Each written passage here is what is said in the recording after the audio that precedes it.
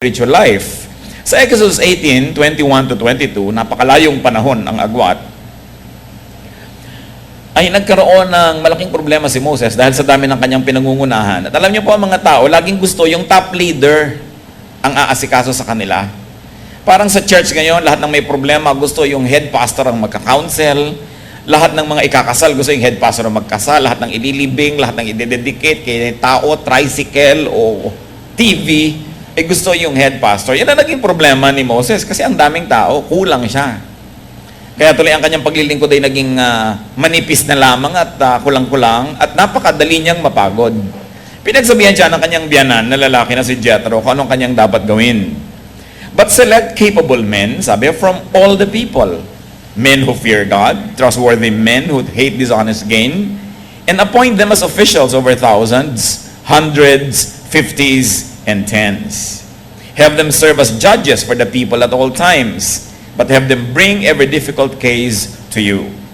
The simple cases they can decide themselves. They will make your load lighter because they will share it with you. Talagang maraming mga matatanda, matalino. At ang payo ng matandang lalaki, hatiin mo ang mga tao, tumawag at pumili ng mga may kakayanan, mga makadiyos, magandang kalooban, at sila ang paharapin mo sa mga tao. Hati-hatiin mo ng libo-libo, daan-daan, 5-50, 10-10, at bigyan mo ng mga mangunguna sa kanilang pangkat para yun ang nakikinig ng mga problema nila, lumulutas sa kanilang mga suliranin, nagbibigay ng mga pasya sa mga nag-aaway at hindi magkasundo, at yun na lang mahihirap na kaso ang dalhin sa'yo. In other words, sinasabi ni Jethro kay Moses, para di ka malobat, kailangan huwag masyadong gamitin ang unit. In cellphone language, do not overuse the unit. In life, do not overuse yourself. Do not overuse others.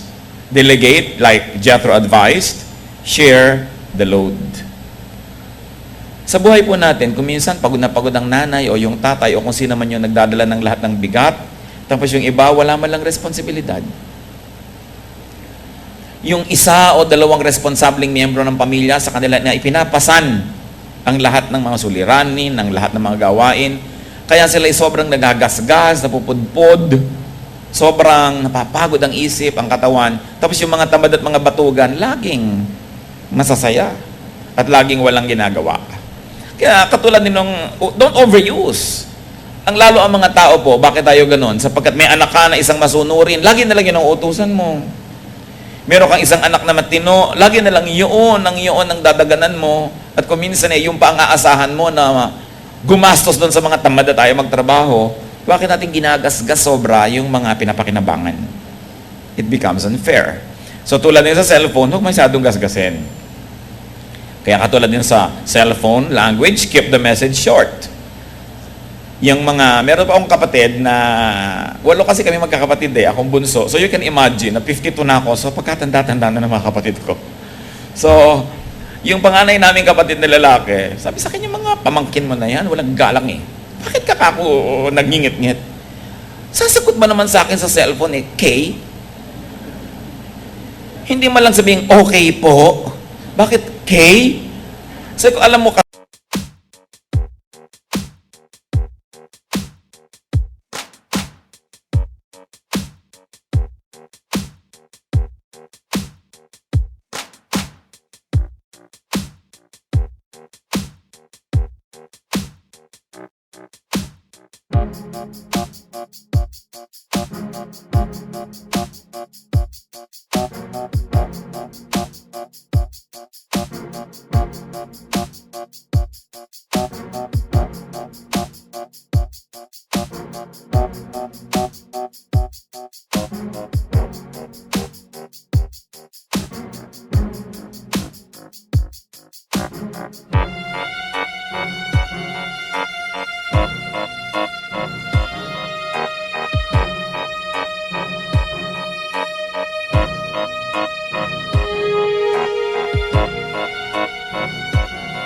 kasi ang challenge ng cellphone kung paano mo papaiksiin at paano magkakaintindihan sa pinakamaiksi.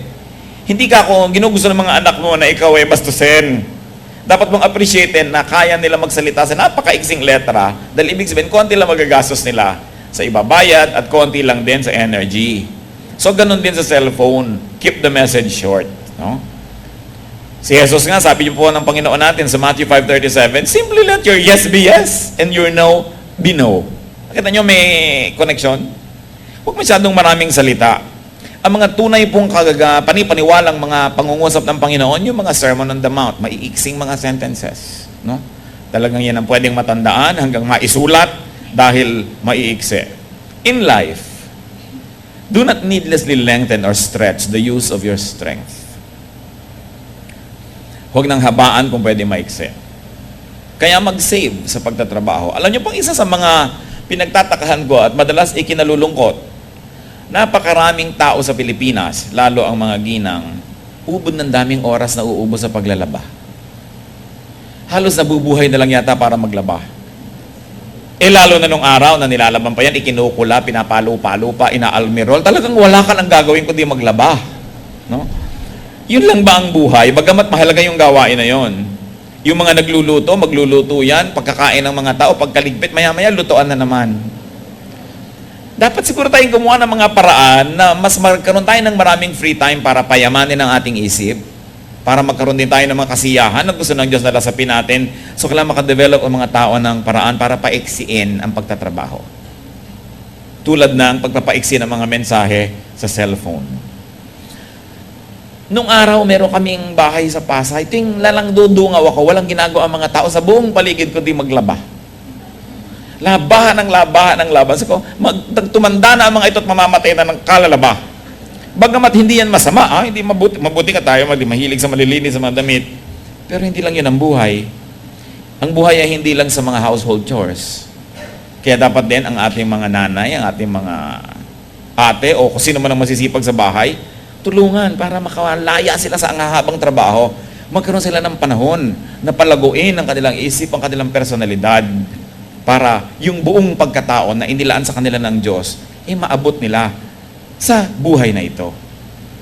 Isa pa po nating matututunan dyan sa sinasabi sa cellphone, keep the message simple. Hindi yung mga long sentences, hindi ang daming pinag-uusapan, tapos sa kapapalit-palitan nyo ng message, hindi nyo na alam kung anong pinag-uusapan nyo. So tanongan kayo ng tanongan, lalong humahaba, lalong dumadami ang gastos. Sa panalangin din, ang turo ng Panginoon sa Matthew 6:7-8, and when you pray, do not keep on babbling like pagans, for they think they will be heard for their many words. Do not be like them, for your Father knows what you need before you ask Him. Hindi po natin pwedeng itumbas sa haba ng mga dasal ang kabanalan ng isang tao.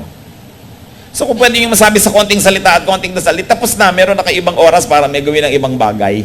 Maging ang Diyos ay hindi niya gustong pagkakahabang mga panalangin. Kailangan meron din tayong gawing iba sa buhay. So pinag-aaralan natin, like the cellphone, to keep our messages simple. Kahit sa mga pulpit, di ba? Ang paborito yung mga pastor, yung maiiksi ang mensahe. Ayun ang mga kongregasyon nung inabot na sila ng gutom, naubos na lahat ng candy sa bag, hindi pa tapos ang mensahe. No? Nag-eskrima na ang mga mata ng mga member, nagtitingin na.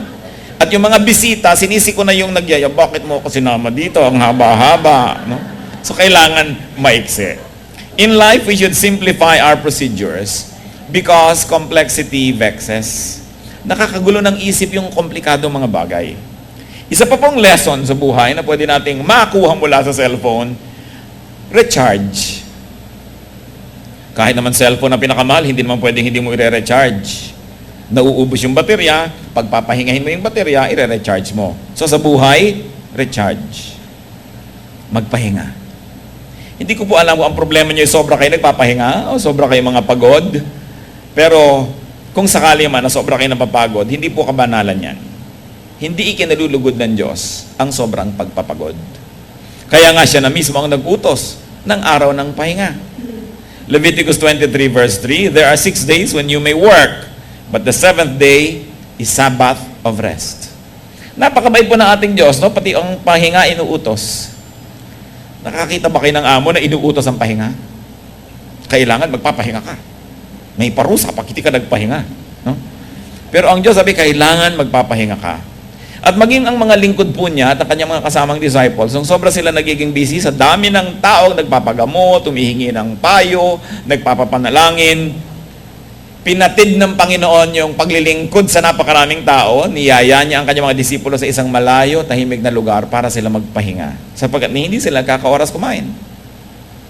Mark 6:31, "Come with me by yourselves to a quiet place and get some rest." Magpahinga po kayo kung sobra kayo nagpapagod sa buhay. Kasi ang taong pagod, mainit ang ulo. Ang taong pagod, hindi na nakakapag-isip ng malalalim na bagay. Ang taong pagod, mahirap na rin kasama dahil miserable na rin siyang kasama. At kung sakali naman pong tayo ang dahilan kaya sobrang napapagod ang mga mahal natin sa buhay, alam natin ang dapat gawin. Kailangan na bigyan natin sila ng puwang, samahan natin sila sa kanilang mga ginagawa at nang gumaan-gaan ang mga dalahin nila sa buhay.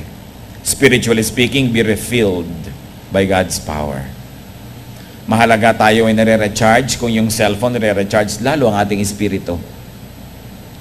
Na meron kang panahon ng pananahimik, pag-aaral ng salita ng Diyos, pananalangin, at pagpapahinga lang. Hindi nyo kailangang punuin ang lahat ng oras ng may ginagawa. Alam niyo po kasabihan, lalo na yung mga matatanda nung araw, yung mga lola natin, na sila ay marurunong. Palagay ko po, ang isa sa mga dahilan kung ba't sila talagang marurunong, bagamat marami sa kanila hindi naman mataas ang naabot sa formal na edukasyon, hindi naman nakapagtapos ng kung ano-ano mga formal na kurso, kasi madala sila na nagbubulay-bulay. Di po ba nung araw, halos ang lahat ng bahay may mga balkon, tapos may silyon, tapos may tomba-tomba, uugoy-ugoy ang matanda dyan. At sinasabi po ng mga psychiatrists na yung pag-ugoy-ugoy na yun, actually, it brings you to a certain level of relaxation where you are able to transcend the mundane physical environment. Na nalalampasan ng tao at ng kanyang isip at ng kanyang diwa yung mga bagay na nakaliligalig kung nananahimik siya at kuminsan ay uugoy-ugoy lang sa duyan. Kaya yung duyan ay bahagi ng kultura ng Filipino na nawala na yata, no? Kaya wala nang nagbubulay-bulay. Kaya maraming matatanda rin ngayon pagka nagbigay ng payo sa'yo, nakakaduda, parang wala yatang natutunan ng matandang ito no? Hindi na yata nagbubulay-bulay din, ang isip kamukha na rin ng mga teenager. Pero yung nagbubulay-bulay ka, nag-iisip-isip ka, ang dami po nating salita dyan, nagninilay-nilay, nagmumuni-muni. Yan ang nawala. Kasi ang tao ngayon, we fill every space with sound and with movement. No? Wala nang katahimikan, may nakasalpak pang mga speaker dito sa tenga. Kahit matutulog na lang, nandun pa yon. Wala nang oras na mag-isip-isip kasi kahit nagluluto, nakabukas ang TV. Bago matulog, magti-TV pa rin hanggang magkaantok-antok. Wala nang oras mag-isip. Wala nang oras magpahinga ang tao.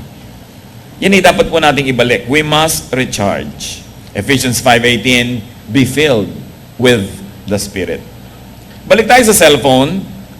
Stick to the minimum necessities. Tuwing meron pong nagpapayo, ano bang magandang bilhin na cellphone?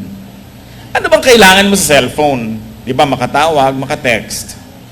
Bakit naman kailangan bumili ka pa ng may bread toaster sa loob? May folding bed, no? Meron pa sa loob na refrigerator at kung ano-ano pa. Hindi mo naman talaga magagamit. Ang dami-daming nakakalitong gadgets dyan, no? Na bagay lang sa mga mayayabang na teenager. Pero kung ikaw isang taong nag-iisip, hindi mo naman magagamit sa buhay mo lahat yung gadget na yan, ba't mo babayaran? Pampaubos ng power, pampalaki ng halaga, at lalong nagiging kaakit-akit sa mga snatcher ang inyong cellphone. Kung ang cellphone nyo ba, nagte-text lang at natatawagan, mabuti kung may magdasang snatchin yan. Hindi. Alam niyo daw po ang ganda ng cellphone, no? Kapantay nung kawalan ng kita ng tao. Yung mga walang hanap buhay, yun ang kahihilig sa magagandang cellphone. No? Yung mga hindi pa kumikita, yun ang mahilig sa mga sobrang maarting mga gadget. Kasi nga, sobra tayong nakakain ng materialism. Nadadala ng advertisement, naaanod ang ating isip ng mga pag-iisip na ipinaiiral ng mga nag-advertise para lang bilhin natin ang bilhin ng kanilang mga produkto. Yun pong telepono, tulad na lang yan. Siguro mga 40 taon yung telepono, ganoon ang itsura. Pero nung pumasok yung cellphone na yan, linggo-linggo may bago. Hindi ka natitigil bumili ng bago. Ikasanla mo na ang kaluluwa mo para makabili ka ng bago. Ipapahamak mo na ang buhay mo para laging meron kang bago. So, sa cellphone language, stick to the minimum. Choose features and gadgets that will really be useful. Because those that are not used, that you pay for, will only be wasted. Sa Bible, meron din po ganyang principle. Joshua 7, 2-3. Pupunta sila sa digmaan. Now Joshua sent men from Jericho to Ai, which is near Bethaven, to the east of Bethel, and told them, "Go up and spy out the region." So the men went up and spied out Ai. When they returned to Joshua, they said, "Not all the people will have to go up against Ai. Send 2,000 or 3,000 men to take it, and do not weary all the people, for only a few men are there." Pupunta po sila sa digmaan, nagpadala ng mga espiya itong kanilang pinuno. At nung bumalik ang mga nagmanman doon sa lugar na yun, sabi, "Naku, hindi na natin kailangang ipadala ang buong army natin. Kaya na ng ilang libo lang na mga kawal. So huwag na natin gamitin ang lahat." So ano po ang leksyon doon? Yung hindi mo naman gagamitin, huwag mo nang isama. May mga tao po na Kuba na lumiko na yung mga spinal column kasi dala lahat sa bag. Kahit hindi naman nila magagamit sa maghapon na yun. No? Ang dami-dami nilang dala kahit sa buhay, ang dami-dami nilang dinadala na hindi naman dapat dalhin. Kaya sabi rin ng Panginoon sa Matthew, sabi, "Don't worry about tomorrow. Tomorrow will worry about itself. Let the day's own trouble be sufficient for the day." So ganun din yung dala-dala natin. Kaya nga pati panalangin, sabi, "Give us this day our daily bread." Ibigay mo po sa amin yung kakanin namin sa araw na ito. Huwag mong problemahin yung bukas kasi yung Diyos nandun pa rin bukas. Marami pong mga tao, kaya sila hindi nagkakaroon ng katahimikan sa buhay. Yung resources na ibinibigay sa kanila ng Diyos ngayon, pinipilit nilang hatiin para sa kanilang pangangailangan ngayon at para bukas. Sabi ng Panginoon, binigay ko yan sa'yo ngayon, ubusin mo lahat ngayon. Yung bukas, may bukas pa uli yun. Basta willing ka uli magtrabaho, willing ka uling kumilos. Of course, hindi naman literal yun. Maganda rin mga may savings ka konti. Ang pinag-uusapan lang, huwag mong sobrang pag-isipan yung konting need mo, ang dami-dami mong ina-allocate na resources. Ang dami-dami mong dinadala. Sabi, simplify. Sa buhay natin, have only what it takes to accomplish the work. Be efficient. Bakit nga po ba halimbawa, marami mga opisina na lulugi, ang dami-daming empleyado na wala namang ginagawa. Yung isa taga-tatak ng ganito, yung isa taga-staple sa banda doon. Bakit kailangan 5 empleyado to kaya naman gawin ng 2? Then sweldohan mo yung 2 ng mas malaki-laki. Kaya nakita po natin yung principle sa Bible, huwag nang dalhin ang buong hukbo. Konti na lang kasi kaya na ng konti. Most of the time, we overkill eh. Hindi naman kailangan ganun karami. Ganun ang ating ginagawa. So in life, travel light. Have an effective team. If you have work to do, an effective team. And define what is really needed from what is wanted. Magkaiba po yung gusto sa kailangan. Ang madalas nalilito ang tao kung ano yung kailangan at kung ano ang gusto. Hindi dapat ang tao nagkakaroon ng discontentment kung alam lang niya na magkaiba ang kailangan sa gusto. Luke 10:41-42. Sabi ng Panginoong Jesus, "Martha, Martha," the Lord answered, "You are worried and upset about many things, but only one thing is needed." Nag-aalala po itong si Martha na hindi masyadong maging maganda ang kanilang handa, hindi masyadong maging maayos ang pagtanggap sa bisita. So yung kapatid niyang babae na si Maria na nakikinig sa paanan ng Panginoon ng mga mahalagang katuruan, ay pinipilit niyang kalad ka rin sa kusina para makasama niya sa paghahanda ng pagkain. At sinabi ng Panginoon, bagamat maganda yan, paghahanda na yan, pero hindi naman yan ang kailangan talaga ng tao. So simplihan mo na lang yan para hindi lang yung kapatid mo si Maria, ikaw man ay makapakinig ng salita ng Diyos. Kumisan sa atin din sa church, hindi ko alam sa inyo, inyong mga kasaysayan, pero yung mga anniversary ng church, pagod ang lahat. Wala nang nakakapakinig ng message, wala nang nakaka-worship dahil lahat nandun sa likod, nangyahiwa, nagtatadtad, naghahanda ng kung ano-ano, ang mga technician, ang mga dancer, ang mga musician, ang dami-dami nilang hinanda, yung sobrang napakagarbong mga programa. At the end of the day, wala namang na-bless.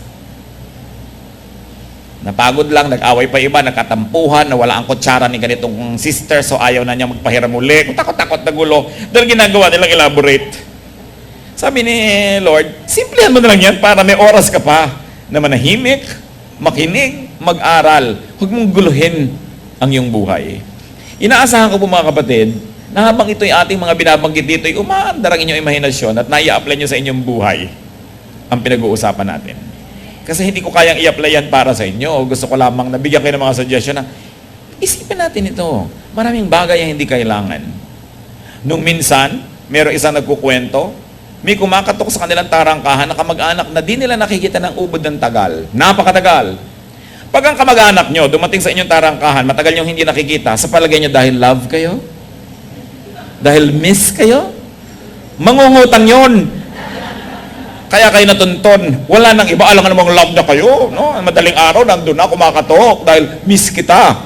Kaya mga kamag-anak, nakakatakot pag bilang sumusulpot sa harap ng bahay mo. Yun nga, magpapakasal. Nangungutang ng napakalaking halaga.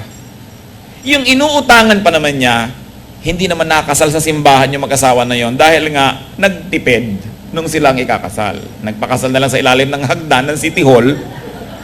Hinila yung dumadaan, naging witness para makasal. Tapos ngayon, uutangan niya ng pagkaraklaking halaga para ikakasal daw yung anak niya. Nakita niyo, wala ka palang pampakasal ng malaki, di huwag malakihan. Mahirap ba yun? Yung iba nagkakautang-utang, magdedebo ang anak. Gusto pa may malaking hagdan na papanaugan, kahit yung bahay nila ang liit. So dudugtungan ng hagdan para mukhang prinsesa habang nananaog, etc., etc. When people live within their means, life will be a lot simpler. Hindi tayo mapupuno ng mga discontentment kung tinatanggap natin itong kalagayan natin ngayon. Hindi yan. Simple. Hindi yung masyadong malaki ang ginagawang simula tas hindi maituloy. Papapasukin ang anak sa pagkamahal-mahal na school tas hindi naman maitutuloy. Hirap na hirap. Kung ano yung katotohanan, tanggapin para gumaan-gaan ang buhay. Sabi ni Lord kay Martha, many things are not needful. At sabi sa Hebrews 12:1, let us throw off everything that hinders. Even at this point, mga kapatid, ano ang nagpapabigat sa buhay nyo na kung bibitawan nyo lang naman, gagaan kayo? Pero ang bigat-bigat, dahil pinipilit nyong kayanin yung di kaya. Pinipilit nyong sakbalin yung hindi kayang kagatin. Nahihirapan, napipilitan. Yan pa lang, ang pagpasyahan yung bibitawan ko na nga yung hindi ko kaya, sulit na nagkita-kita tayo ngayon. Gagaan ang buhay nyo. Yung hindi kaya, huwag kayanin. Baka bukas, sa makalawa, makaya, dun gawin. But do not overstretch your resources kung hindi kaya ng load. At tulad sa cellphone, learn new things. Learn new technologies.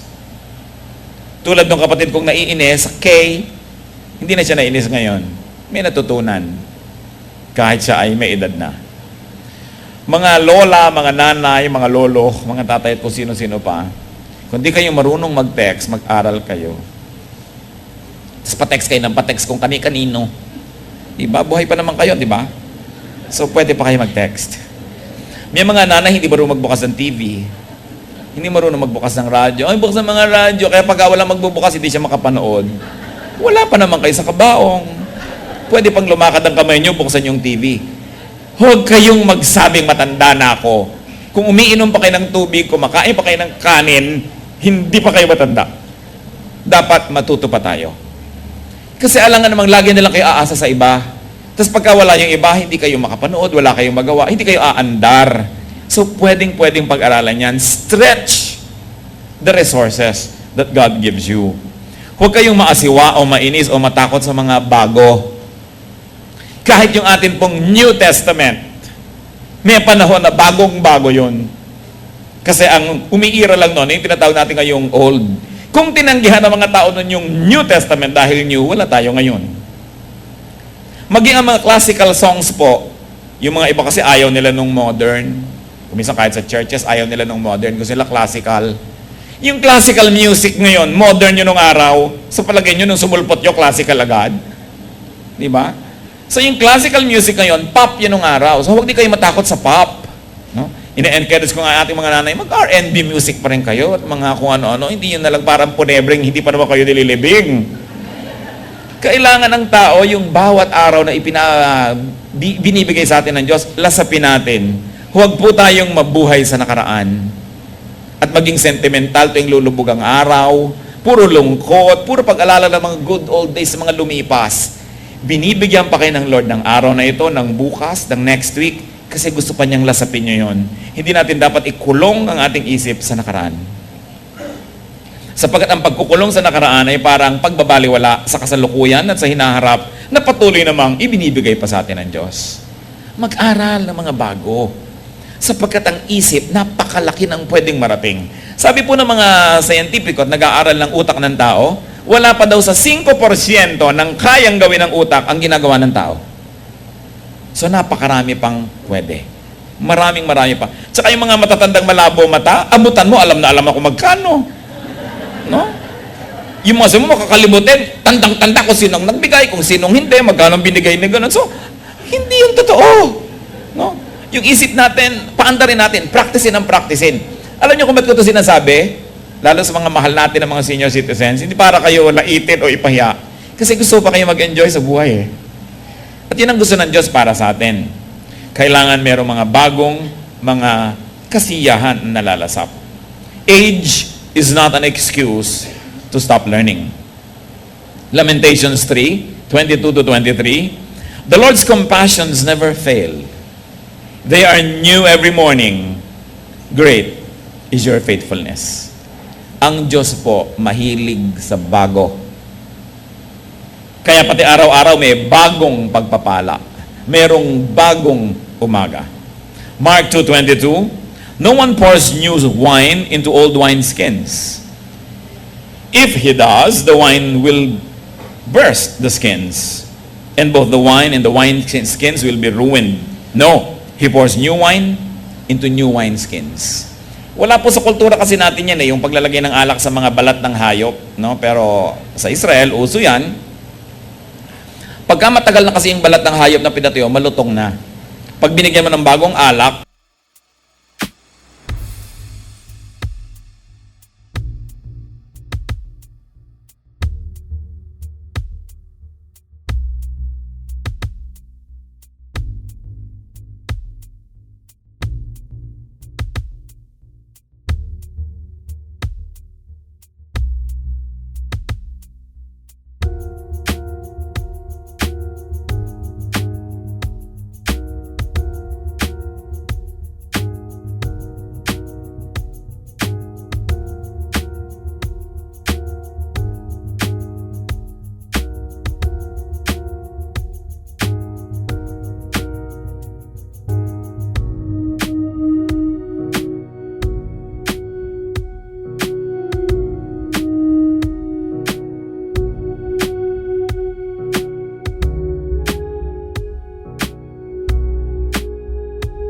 na doon pa lamang magsisimulang makurta o mag-ferment, sasabog, masisira.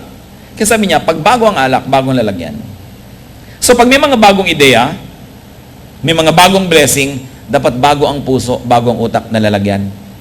We must continue to renew our minds. Hindi mo laging pwede sabihin, nung araw ganito, tapos na po yung nung araw. Kailangan harapin mo yung ngayon. At hindi masama yung ngayon. Madalas lang mukhang nagiging masama sapagkat ginagawa nating sumasama pagka ikinokumpara yung noon at ngayon. Sasabihin ng iba, ang hirap-hirap naman ang buhay ngayon. Mabuti pa nung araw, maghunos dili kayo sa sinasabi nyo. Kasi nung araw, para ka lang mag-init ng kape, magsisiba ka pa ng kahoy, magpaparikit ka pa ng kalan, magigiling ka pa ng kape, talagang kumain ka na ng usok at abo at kung ano, bago ka magkakape. At yung tubig mo na yun, sasalukin mo pa sa balon. Ang banyo nyo nandun sa kaduluduluhan ng bukid. Napakahirap tong araw. Huwag yung sabihin, mas mahirap. Dali nga noon. No? Sasabihin pa nung iba, buti pa nung araw, maraming nabibili ang pera. Ngayon, wala. Ang tao nga ngayon, pati inumin, binibili. Nung araw, binibili ba yan? Marami tayong binibiling hindi binibili nun. Drinking water. Diba? Nung araw, kahit may buteteng gagano-gano, iniinom mo yan. Ngayon, kailangan sosyal, no? Mineral water pa yung iinumin mo. Ang tao, nagbabayad ng cable, nagbabayad ng load, nagbabayad. Nung araw, wala. Ibig sabihin, may ibinabayad. So, mas may pera ang tao ngayon kaysa noon. Huwag kayong nagreklamong mahirap ang buhay ngayon. Nung araw, ang tao namamatay sa appendicitis. Nung araw, pagka bigla ka nagka-epilepsy, sabihin matanda, naku, namatanda.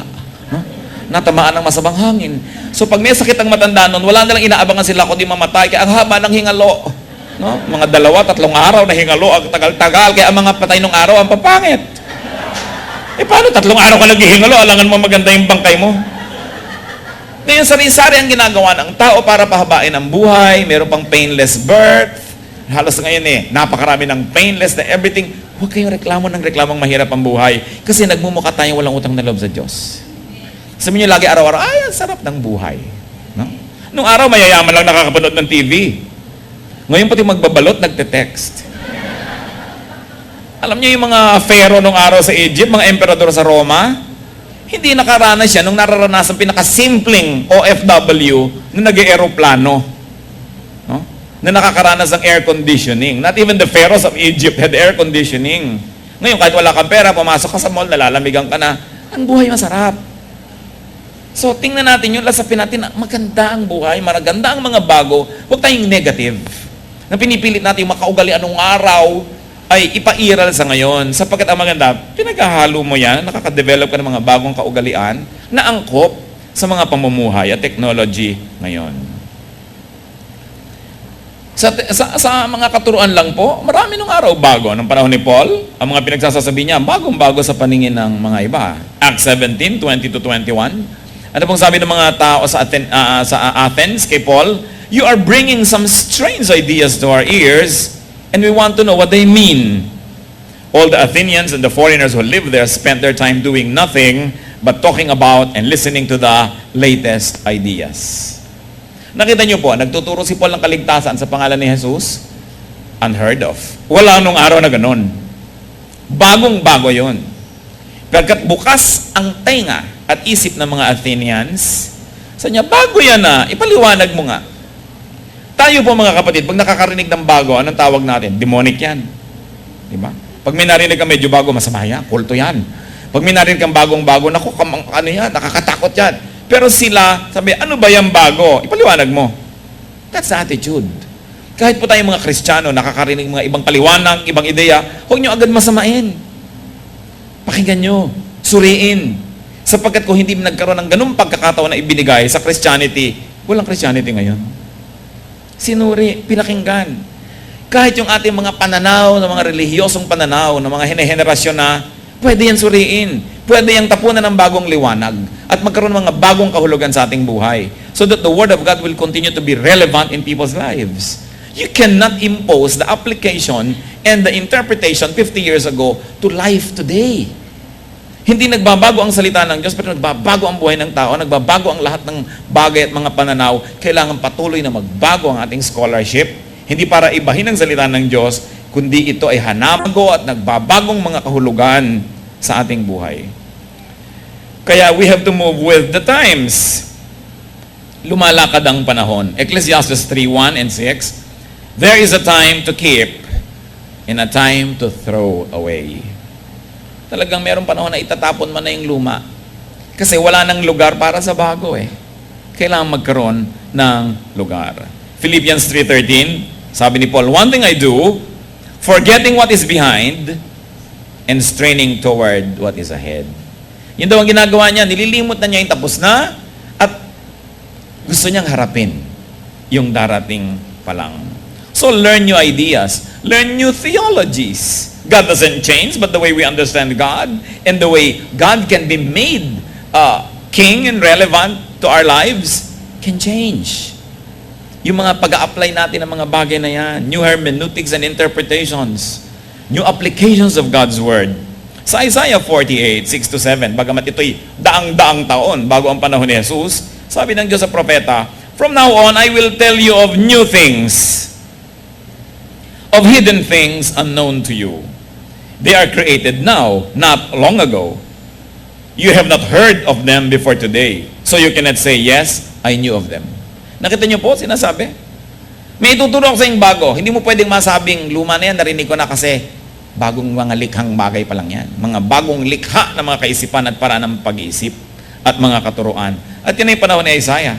Nung panahon na yun, napakarami na lang antigong paniniwala. Napakarami ng mga paniniwalang nakaukit na sa bato, hindi na pwedeng baguhin. At yun na ang tingin ng iba na kumpletong pagpapahayag ng kalooban ng Diyos. Pero sabi, meron pa. Sapagat ang Diyos ay creative, hindi siya nauubusan ang kini-create. Hindi siya nauubusan ng kakayahan na maging bago. Bago ang pananaw, bago ang panglasa, bago ang pag-aangkop. Kaya sa buhay po, laging may papalanta, kumbaga sa halaman. Kumbaga sa uso, merong asak na, pawala, papaalis na. Meron namang halaman na malabay siya, katanghali ang tapat ng buhay. Sa fashion naman siya, usong-uso, siya ang umiiral. Pero lagi po, kung may papawala at paalis, may umiiral, meron ding bagong sumisibol at may bagong paparating. Lahat yan ay bahagi ng buhay at ng walang katapusang pagbabago. Renewal of life. So saan lang tayo pipili? Doon ba kayo sasama sa papawala na? O doon sa umuusbong? Are you a person of the past, of the present, or of the future? Even the revelation of God keeps progressing to people. Lugi ang nagsasara ng isip. Lugi ang nagkakahon sa isip nila, lalo sa mga bagay na may kinalaman sa Diyos. Yung nagsasabing wala ng bagong revelation ng Diyos. Yung nagko-quote sa Revelations 22:18 na wala nang pwede magdagdag. Ang pinag-uusapan po doon yung book ng Revelation. Whoever adds anything to the prophecy of this book. So yung prophecy lang nun, nung book na yon, hindi pinag-uusapan yung buong katotohanan tungkol sa Diyos. Sapagkat ang Diyos ay hindi nagtatapos ng kanyang ginagawa. Patuloy siyang nagpapahiwatig, patuloy siyang nagpapakilala. Hindi rin natin maaaring i-apply sa buhay natin yung in-apply ng mga naniniwala sa Diyos 2,000 years ago. Iba ang kanilang daigdig na ginalawan, iba ang kanilang panahon, at hindi hinahanap sa atin ng Diyos na isusog sa kanilang mga ginawa ang ginagawa natin ngayon sapagkat iba ang kalagayan ng mundo. God doesn't change, but we must be progressive in the interpretation and the application of God's never-changing message. So what is important is to renew your mind, your heart, and your personality. Romans 12:2, be transformed by the renewing of your mind. Sabi niya, gusto niyong mabago? Baguhin niyo ang paraan ng inyong pag-iisip. At paano mababago ang paraan ng pag-iisip? Dapat baguhin kung anong mga iniisip. Baguhin kung anong mga nadidinig. Kung ano ang mga pinakikinggan, tinitingnan, minumuni-muni, iniisip-isip. Sabi, pag napalitan nyo ang paraan ng inyong pag-iisip, magbabago ang inyong kalooban, magbabago ang inyong buong pagkatao. Pagkamat siguro sa buhay na ito na napaka-iksi, hindi naman talaga tayo magiging perfect. Pero ang mahalaga, nagkakaroon ng pag-asenso, pagbabago, pag-unlad ang ating espiritu. At yan ay sa paraan lang ng pag-iisip.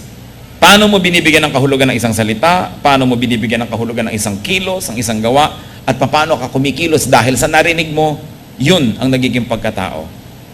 Be transformed by the renewing of your mind. Paano ka matatransform kung hindi mo binibigyan ng isip mo, ng panahon na mag-isip? Na kung may nakagalit ka, mag-iisip ka ba man lang na, teka, babalik na rin kong sitwasyon. Kung ako siya, ano nga bang gagawin ko? Tama ba yung ginawa niya? Kung ako siya? Hindi, lagi na lang natin iniisip, ako, ikaw, so akong tama, mali ka. Pero oras na nagkakaroon ng mga pagtatalo ang mga tao, manahimik ka lang sandali, kung ako yung kapatid ko, na inagawan ko ng mana, magkagalit nga ba ako? Oo nga. So dapat lang nagalit siya sa akin dahil inagawan ko siya.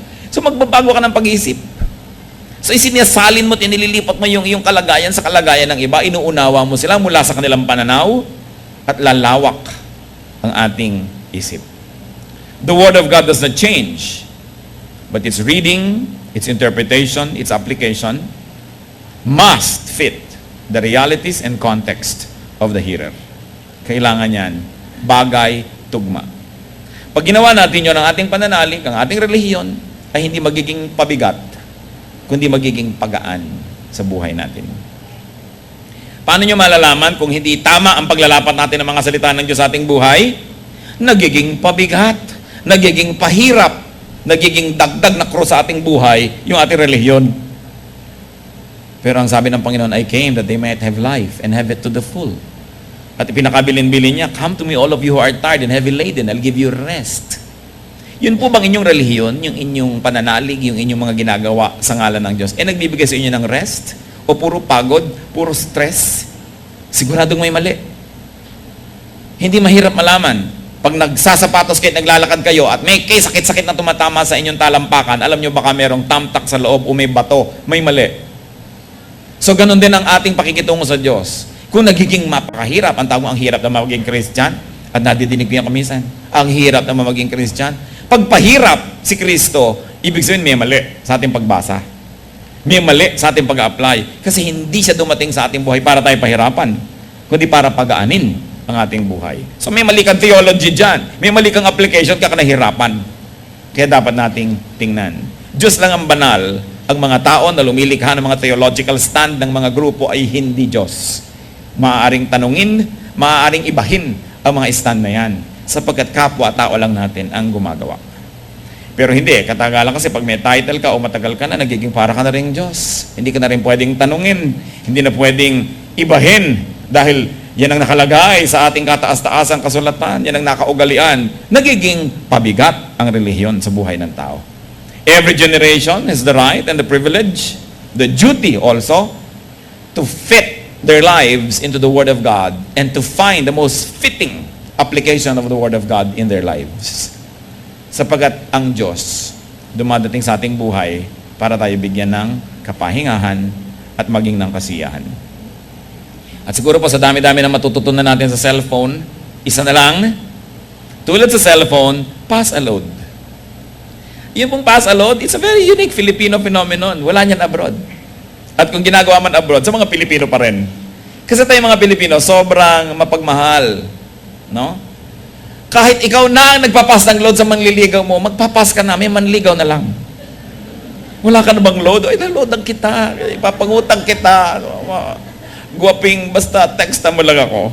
So, mahilig tayo ganyan, magpass ng load. Kaya nga, may nagpapayo sa akin, ano bang palagay nyo, magka-match ba kami nung aking napupusuan? Sabi ko, kung kailangan mong pasahan siya ng load para ka lang yung textan, di kayo match. No? Gumising ka. No? No, kaya lang text sa'yo, may binibigay ka kasi. In any case, mahilig tayo magbigay. So, share your power, your spiritual gifts, your insight and wisdom, your spirituality with others. Pass the spiritual load.